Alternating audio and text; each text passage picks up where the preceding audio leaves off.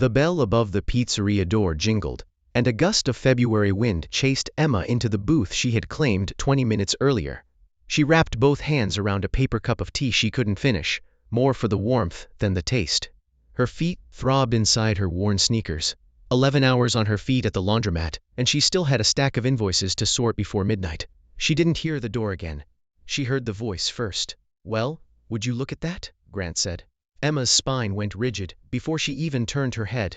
She knew that voice the way a scar recognizes a knife. It didn't hurt anymore, exactly, but she never forgot how she got it. Grant was standing at the end of her booth in a charcoal peacoat that looked like it cost more than her monthly rent, his hair combed into the same too-perfect part he'd worn since business school. Beside him, a woman in a cream cashmere sweater looked at Emma with the polite, distant curiosity people reserve for a stray dog. "Grant," Emma said, flat and tired. She didn't stand. "I almost didn't recognize you." Grant let his eyes drift, slow and insulting, over her oversized flannel, over the soft curve pressing gently against the fabric, over the dark circles she hadn't bothered to hide with concealer, because concealer wasn't in the budget this month. A smirk pulled at the corner of his mouth. "Wow, you really let yourself go, huh?" The woman beside him made a small, embarrassed sound and touched his arm. "Grant," she said quietly. "What?" "I'm just being honest."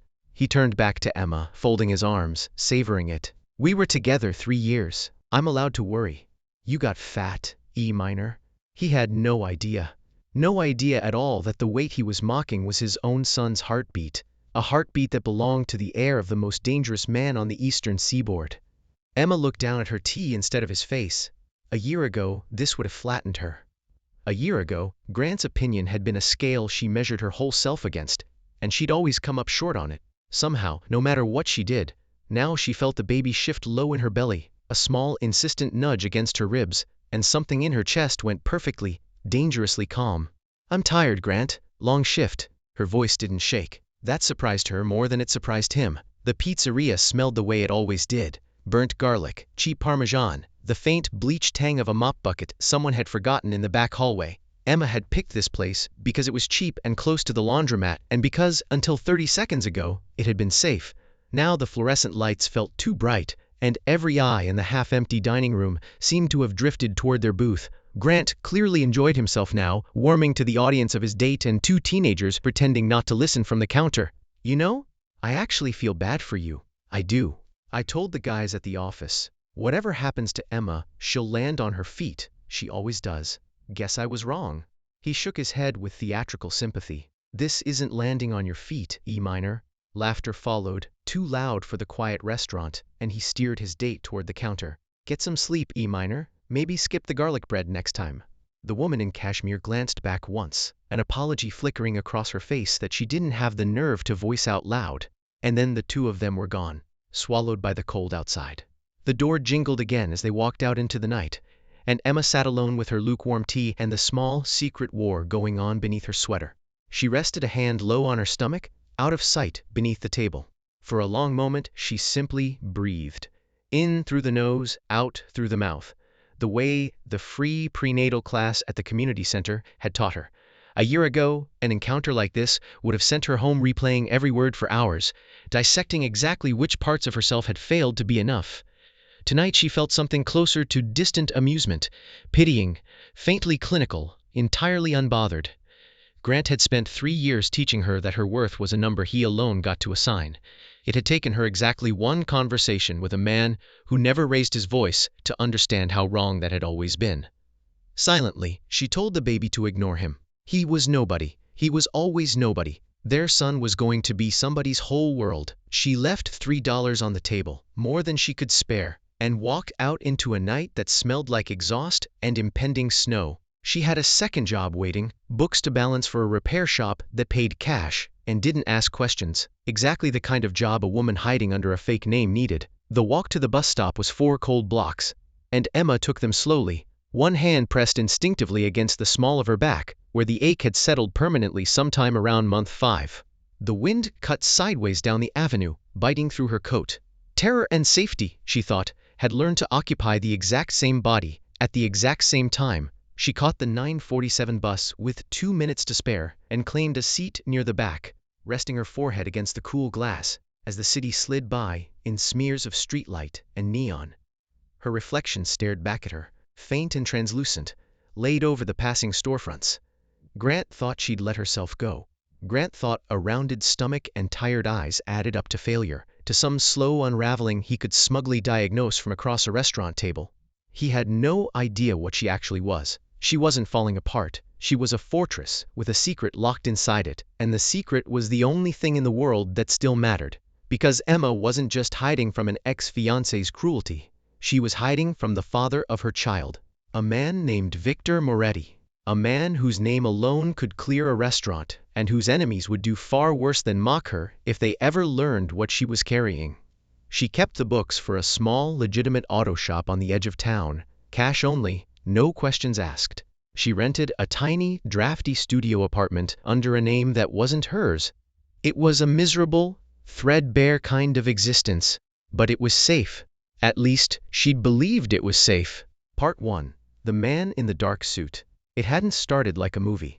There was no dramatic entrance, no slow-motion glance across a crowded room. It started with a job. 8 months ago, Emma had been tending bar at the Marchetti Grand, a boutique hotel downtown where the tips were good enough to almost make up for how her ex had left her scrambling to cover rent alone. She noticed him, the way a barometer notices a coming storm, a subtle drop in pressure before anyone else feels it. He came in on a Tuesday.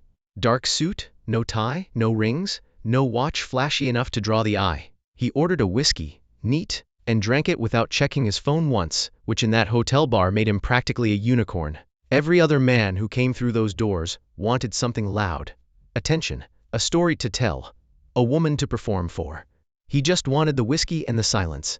And something about that restraint made him more interesting than anyone else in the room. He came back Wednesday, Thursday. By the following week, Emma found herself glancing at the door every night around 9 and hating herself a little for it. Bartenders learn to read regulars the way sailors read weather, who tips generously and who complains about ice, who talks too much about a divorce, and who says almost nothing at all. Victor Moretti fell firmly into the second category, and that made him a puzzle she couldn't quite leave alone. Her coworker, Priya, noticed first. "You're doing the thing," she said one night, nodding toward the corner where Victor sat alone, exactly as still as always. What thing? The thing where you find a reason to walk past his end of the bar 4 times in 10 minutes. Priya smirked, wiping down a row of glasses. "I'm not judging. He's easy on the eyes, but something about him gives me a very specific kind of nervous." Emma had laughed at she'd clocked the same thing herself. The 2 men who sometimes trailed a half step behind him and always claimed the table nearest the exit. The way the hotel's normally imperious manager softened into something close to deference whenever Victor walked past. The quiet, unhurried economy in the way he moved, like a man who had never once in his life needed to rush toward or away from anything. "You don't talk much," Emma said the 4th night, setting his glass down without being asked. "I talk when there's something worth saying." His eyes were dark, unreadable, but not cold, assessing, like he was cataloging every detail of her without trying to hide that he was doing it. "You always give your customers this much attitude? Only the ones who tip badly. You tip well." So far, something almost like a smile moved across his mouth.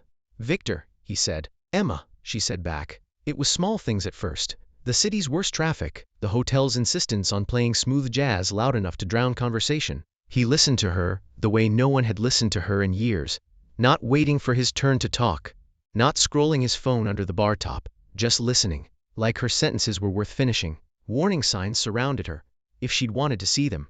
The way the doorman straightened when Victor walked in, the 2 broad-shouldered men, who always claimed the corner table near the exit whenever he sat at the bar. The unhurried way he moved through a room, like violence was a language he spoke fluently but rarely needed to raise his voice in. She noticed, she just didn't care enough to stop it. The night it changed, it was raining, and her shift ran late, and he offered her a ride home, instead of letting her wait for the bus in the cold. She knew saying yes was reckless. She said yes anyway. In the car, he asked her nothing that felt like small talk. He asked what she wanted, actually wanted, not what she'd settled for. Nobody had asked her that in years. By the time he pulled up outside her building, she'd already decided, quietly, without fully admitting it to herself, that she wasn't going to be careful about this one. For 3 months, it was stolen hours in expensive rooms, and unhurried conversations in the dark, a physical pull so intense it frightened her more than anything about his world ever did. Victor was possessive in a way that should have suffocated her, and instead made her feel, for the first time in years, genuinely safe. He noticed when she was tired before she said a word. He remembered which coffee order she actually liked versus which one she ordered out of habit. He never once, in 3 months, made her feel like she was too much or not enough. The world outside that bedroom door didn't stay outside forever. It happened on a Thursday. She was waiting for him at a small Italian place, 2 blocks from her apartment, early as always, turning her water glass in slow circles while she watched the door. When a man she'd never seen sat down across from her without asking, her first instinct was simple annoyance. Wrong table, maybe, or a stranger, looking for a friend who hadn't shown. Then she saw his eyes. Flat, empty, patient in a way that had nothing to do with waiting for a waiter. A jagged old scar traced down one side of his neck, disappearing beneath his collar. The kind of scar that told a story nobody would ever ask him to finish. He folded his hands on the table like a man settling in for a pleasant conversation. "You're Emma." Not a question. She didn't answer. Her pulse was suddenly loud in her own ears. He didn't threaten her. He didn't have to. He slid a photograph across the table with 2 fingers. Her mother's house in Ohio, the porch light on. Her mother's ancient sedan parked crooked in the driveway, taken close enough that Emma could make out the chip in the paint near the mailbox. "Tell Moretti his time's up," the stranger said. "Tell him he's got terrible taste in collateral." Then he stood, dropped a few bills on the table for a meal he hadn't ordered, and walked out into the evening like he'd simply stopped by to check the specials. Emma sat frozen, her heart trying to climb out of her throat, staring at the photograph until the edges of it blurred. Her mother didn't know a single thing about Victor Moretti. Her mother thought Emma was dating a hotel consultant with a demanding travel schedule. Her mother had no idea that her quiet street in Ohio had just been photographed as a warning. She didn't wait for Victor. She left cash on the table, walked straight home, and packed 1 duffel bag with the numb, mechanical efficiency of someone who'd rehearsed this moment in her head 100 times without ever admitting she was rehearsing it. She got on the first bus, leaving the city before midnight. She told herself she was protecting him. She told herself she was protecting her mother. Somewhere underneath both of those true things sat a third, quieter truth she wasn't ready to look at directly. She was terrified of what she might become if she stayed and let herself get comfortable inside a life built on threats and collateral and men with flat, patient eyes. 2 weeks later, retching over a motel toilet in a state she'd never planned on visiting, gripping the edge of a chipped sink while a positive pregnancy test sat face up on the counter behind her, she understood exactly how much more complicated it had become. Part 2. The library. 3 weeks after the pizzeria, Emma's apartment heater finally died for good, and the landlord stopped answering her calls entirely. By Saturday afternoon, her breath fogged in her own living room, and she gave up and took the bus downtown to the public library, where at least the radiators worked and nobody charged admission. She found a quiet corner on the 3rd floor, sank into a cracked leather armchair, and lost herself in a library copy of a parenting book for exactly 41 peaceful minutes. The heat blowing steadily from the ceiling vents felt almost decadent after weeks of sleeping in 3 layers. For the first time in days, her shoulders actually dropped from around her ears. The book was about sleep training, of all things, which felt almost comically premature given she still had 2 months to go, but the librarian at the front desk had recommended it kindly, unprompted, in a way that made Emma's throat tighten with unexpected gratitude. Small kindnesses landed differently these days. She underlined a paragraph about swaddling techniques and let herself, just for a moment, imagine a version of the future that didn't involve checking over her shoulder at bus stops. Then she heard him. "I told the board, either we restructure by Q2 or we're bleeding cash into a dead asset," Grant was saying into his phone, pacing near the grand staircase, in a sharp gray suit, gesturing like the whole floor was his personal boardroom. Emma sank lower into the chair, silently urging him to just walk past. He didn't. He turned, scanning the room out of pure restless habit, and his eyes snagged on her. Well, Grant ended his call and crossed the floor, ignoring the librarian's sharp look. "If it isn't my favorite charity case, do you track me down? Or is this genuinely terrible luck? I work 2 blocks from here. He leaned against the shelf, arms crossed, eyes doing that slow, insulting sweep again. Without her coat, in just a maternity shirt, the shape of her was unmistakable now, though to a man who only ever saw what he wanted to see, she just registered as heavier. You know, I felt bad about the diner thing. I really did. I don't need your pity. No, listen, I'm serious. He pulled a leather wallet from his jacket. Something cold curled in Emma's stomach. You're clearly struggling. Library on a Saturday wearing whatever that is. It's sad, E minor. I always said your lack of ambition would catch up with you. Heat crawled up her neck. Two students at a nearby table glanced over. Keep your voice down, Emma hissed. Why? Embarrassed? He pulled out $100 bill and dropped it on the small table beside her chair like he was tipping a shoeshine boy. Here, get a gym membership. Buy some real food. You look rough. Emma's hands began to shake, and not from the cold. She wanted to stand up. She wanted to scream that she was carrying a child, that the father of that child could make Grant disappear with a single phone call, that his condescension was the most laughable thing she'd witnessed all year. She never got the chance. The temperature in the room changed first. Not a sound, a pressure shift, the kind that makes the hair on your arms lift before you understand why. The librarian at the front desk stopped typing. A teenager lowered his headphones. Grant, oblivious as ever, kept going. Honestly, I dodged a bullet not marrying you. Imagine being stuck with a lazy... Finish that sentence, a voice said. It didn't shout. It didn't need to. It landed like a blade across the quiet room, and Grant froze mid-word. Standing at the end of the aisle were three men. Two wore dark, unremarkable suits, hands resting easy near their waists. The third stood a half-step ahead of them, and every cell of oxygen in the room seemed to bend toward him. It was Victor. Black overcoat, dark suit beneath, jaw like something carved rather than grown. His eyes found Grant, and held there with an indifference more terrifying than rage. The look of a man deciding whether a stain is even worth the effort of scrubbing out. Emma's hand flew to her stomach. Excuse me, Grant tried, his voice cracking halfway through the sentence. This is a private conversation. Victor didn't answer him. He walked forward, silent on the hardwood, and looked down at the $100 bill on the table like it was something that required gloves to touch. You dropped some trash, Victor said. It was a donation. Victor stepped past him entirely, as if Grant had simply ceased to exist, and stopped 3 feet from Emma's chair. The silence stretched. His eyes moved over her face, too pale, too tired, and dropped to the unmistakable curve beneath her open coat. She watched the exact second it landed. A muscle flexed hard along his jaw. His hands, hanging loose at his sides, curled slowly into fists. Victor, Emma breathed. He didn't answer her yet. His head turned, unhurried, back toward Grant. You called her fat. It wasn't a question. We used to date. It was a joke. Victor looked, for one long moment, at one of the men behind him. Break his jaw, he said, casual as ordering coffee. Then get him outside. Wait, you can't, Grant screamed, but the larger man was already moving with terrifying speed. Victor turned his back on the scene entirely, shielding Emma's view, and the sickening crack that followed the movement made the librarian visibly flinch.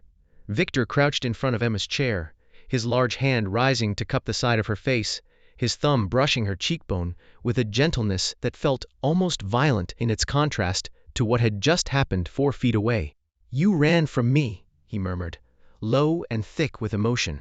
His gaze dropped again to her stomach, and something in his expression cracked wide open, relief and fury, and something achingly vulnerable all at once. You ran from me, carrying my whole world. Part 3. The estate. Nobody in the library called security. Nobody screamed. The absolute authority radiating off Victor's men kept every bystander glued to their seats while Grant was dragged, whimpering, out the emergency exit. Get your coat. Not a request. They stepped out into biting wind, and one of Victor's men was already holding open the rear door of a sleek black SUV idling at the curb, his eyes fixed carefully on the pavement rather than on Emma, offering her the small dignity of not being stared at while her whole hidden life came apart in public. The SUV was black, armored, immaculate. Emma climbed in without arguing, not because she wanted to, but because she understood, with bone-deep certainty, that running now would only prove she still didn't trust him, and that would hurt him more than the running itself ever had. A part of her, some small, exhausted, honest part, was almost relieved. She'd spent 8 months flinching at every unfamiliar face on every street corner. Whatever came next, at least the running was finally over. Victor didn't touch her as they crossed the sidewalk, but he stayed close enough that she could feel the heat radiating off him even through her coat, close enough that anyone watching would understand without being told exactly who she was. The privacy partition rose the moment the doors closed. For several minutes, neither of them spoke. The city blurred past the tinted glass. 6 months, Victor finally said, his voice rough, barely above a rumble. Almost 7. He exhaled sharply through his teeth. You left in the spring. I found out 2 weeks after you were already gone. The anger surfaced now, a dark current beneath his words. You lived in some freezing apartment. Let men like him insult you. While carrying my child, I kept us safe, Victor. Safe from what? From money? From the best doctors in the state? From me? From your world? The words came out sharper than she intended. She didn't take them back. From men who leave photographs of my mother's house on restaurant tables to send you a message. He went utterly still. The SUV hit a pothole, and the baby chose that exact moment to land a sharp kick against her ribs. She winced, and his eyes dropped instantly to her hand pressed there, his own hand hovering an inch away before he pulled it back and clenched it into a fist against his thigh. Tell me what happened, the day you left, when we stopped moving. I'm tired, Victor. He didn't push.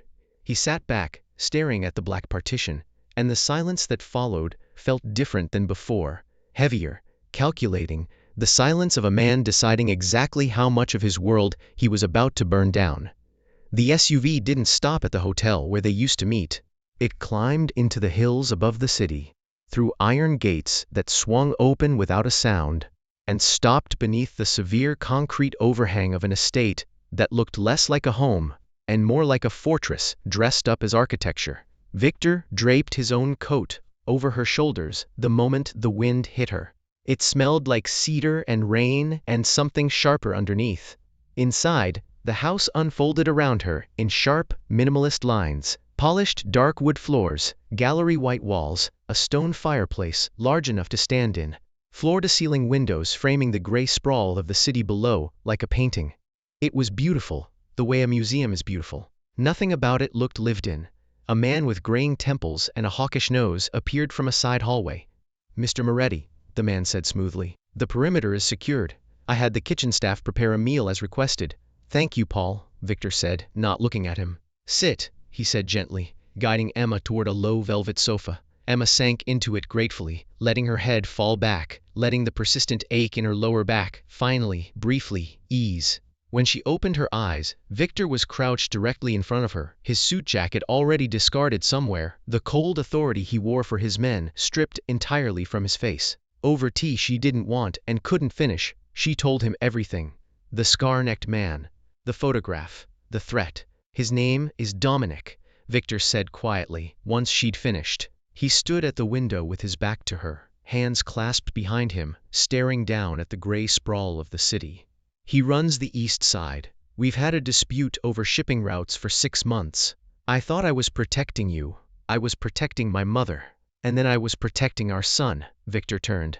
A son, yes. He closed his eyes, dragged a hand through his hair, and when he opened them again, the grief had burned away into something colder, more focused. He crossed to the hallway and called for Paul. Call the lieutenants. All of them. Tonight. Sir, it's Saturday. The truce with the east side. There is no truce, Victor said. Dominic threatened my family. He put a target on my son before he'd taken his first breath. Find him, bring him to me alive.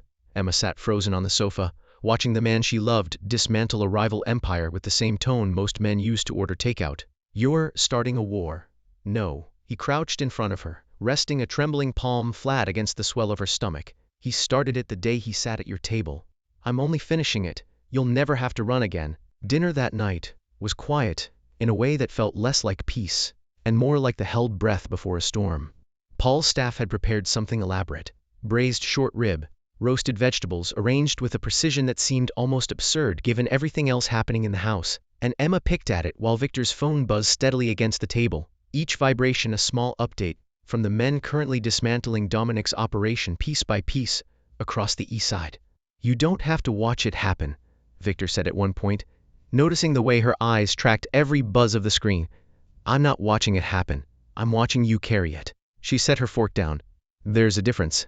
He didn't respond to that directly, but something in his jaw eased, just slightly, and for the rest of the meal, he kept the phone face down beside his plate, giving them, the small mercy of pretending for 20 minutes that they were simply two people having dinner. Part 4. The Weight of a Bat. Past midnight, the estate had gone silent except for sleet ticking against reinforced glass. Emma lay awake in a bed too large for one person, replaying the cold certainty in Victor's eyes when he'd given the order to burn a rival's operation to the ground. He returned near 2, looking wrecked, sleeves rolled to his elbows, the faint metallic smell of the night clinging to him. Is it done? Dominic's network is dismantled. The East Side belongs to us now. He said it the way another man might mention finishing a home renovation, and it terrified her more than any threat had. He sank into the armchair in the corner, elbows on his knees, head bowed. I looked for you. Every day. Bank records, bus terminals, train stations. You vanished like a ghost. I paid cash. I used a fake name. You thought I'd hurt you. No. She sat up, pulling the blanket tighter. I never thought that. I thought your enemies would. And I thought if you knew about the baby, you'd take him, raise him to wear a suit like yours, and order things like what happened tonight. He stood, slow, and crossed to stand over the bed, a shadow blotting out the window's dim light. Do you know what my father did when I was 10? Emma shook her head slowly. He took me to the basement of a restaurant. There was a man tied to a chair, someone who'd stolen from the family. His voice was completely flat, devoid of any emotion. My father handed me a baseball bat and told me mercy was a luxury we couldn't afford. He made me watch what he did next. He made sure I understood that fear was the only currency that mattered. I built an empire out of that fear so no one could ever put me in that basement again. And then you walked into a hotel bar, and none of it mattered anymore. He sank onto the edge of the mattress, resting his hand on her stomach again. The baby shifted immediately against his palm, and a ragged breath tore out of his chest. You shattered every wall I had, he whispered. And then you left, and the silence nearly killed me. Emma threaded her fingers through his dark hair. Underneath the empire, underneath the violence, he was just a terrified man kneeling beside a bed. She could feel the tension coiled through his shoulders like something wound too tight for too long. A lifetime of it. And for a moment, she let herself simply hold that weight instead of trying to fix it. Your father's dead now. It wasn't a question either. 5 years. His voice was hollow. Heart attack. Died in his sleep, in his own bed. An old man who'd spent 60 years making sure other people didn't get that luxury. He laughed, short and humorless.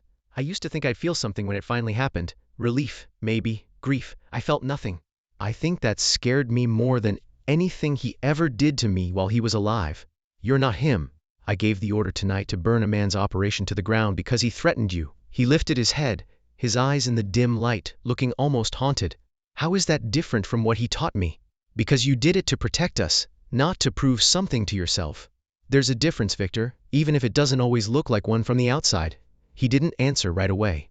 The sleet ticked steadily against the window, and somewhere in the house a heating vent clicked on with a low mechanical hum. He kicks the most when I'm tired, Emma murmured. I think he hates when I stop moving. Victor let out something close to a laugh, broken and wet.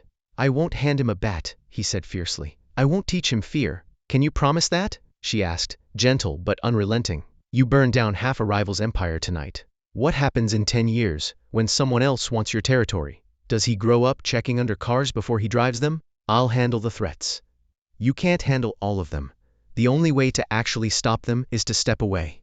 Victor stared at her, really looked at her, and saw not an accessory, not a woman who'd turn a blind eye for a black credit card, but a mother, fighting for the soul of her child. You're asking me to walk away from the only life I've ever known.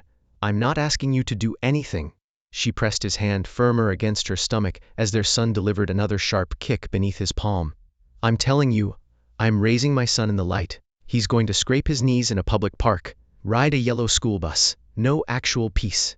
She held his gaze, unyielding. You can come into the light with us, Victor, or you can stay in the dark, but you can't drag us back down with you. The silence stretched long and thin. Finally, so quietly the word barely survived the air between them, Victor said, Okay. Part 5. Offboarding. Nobody resigns from the Mafia with 2 weeks' notice. There's no HR department, no exit interview. There's only blood, money, and leverage, spent in careful measure until the machine finally releases its grip. For 2 months, the fortress on the hill turned into a war room by day, and, upstairs, a nursery by night.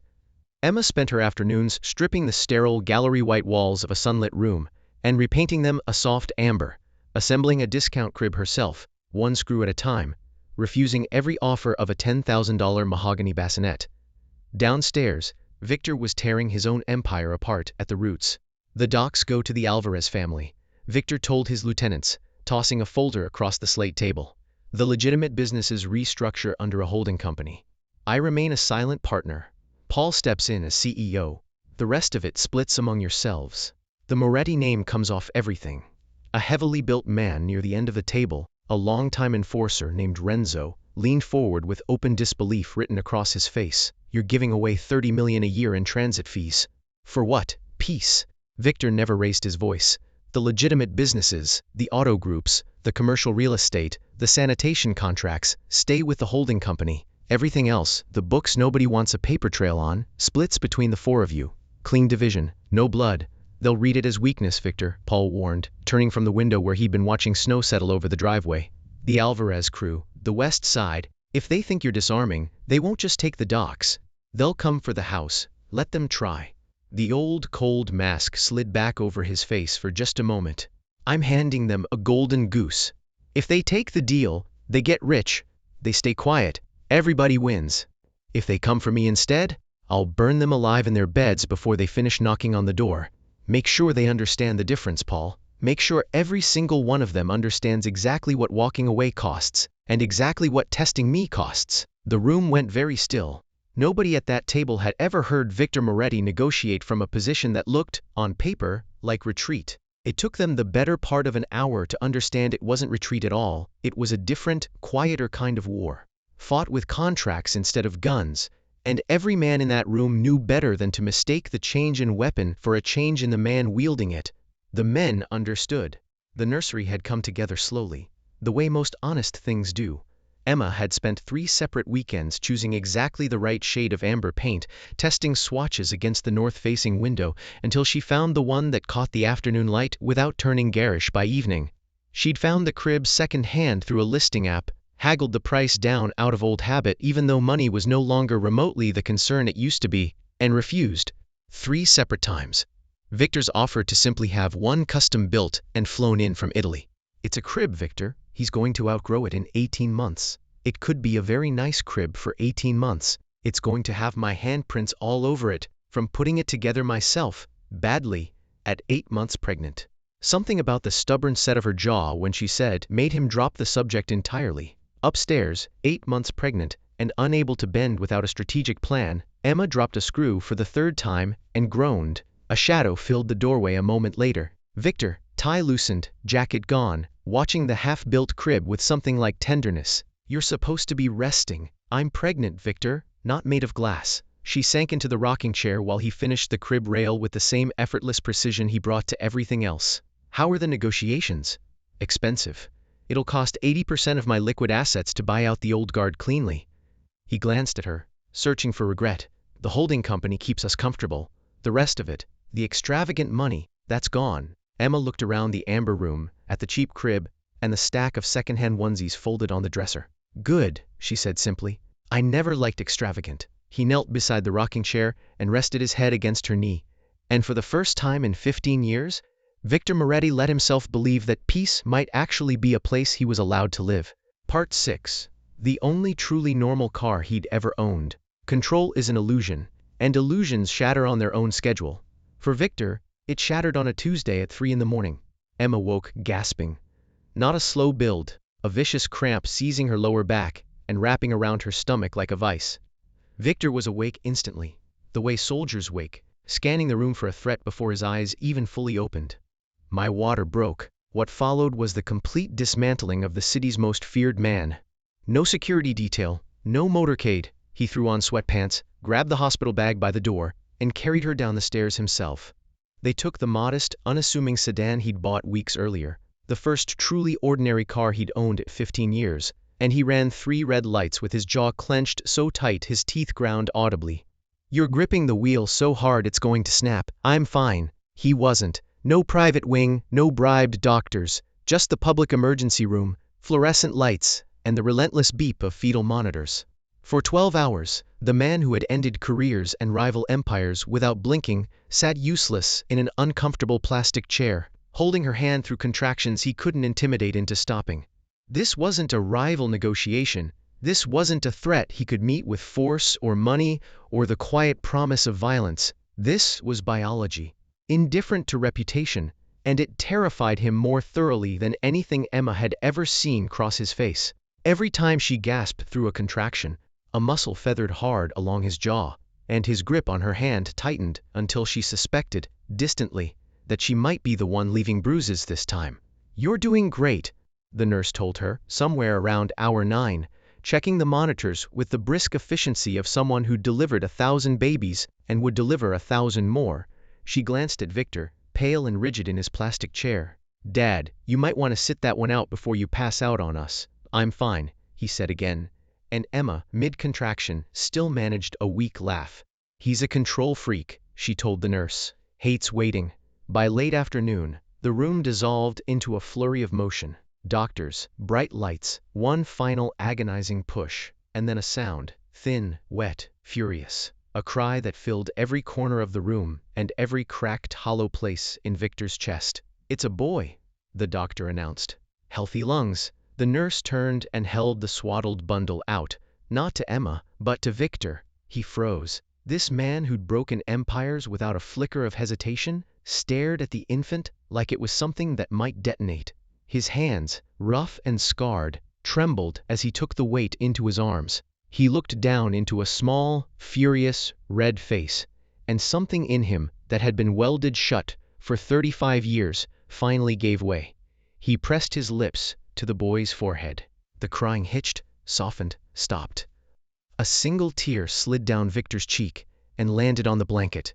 He carried the baby to the bed and laid him, reverent, on Emma's chest. "Meet your son," he whispered, his voice completely broken. "What are we naming him?" He trailed one calloused finger over a tiny, perfect hand. "Daniel. A normal name. A quiet name.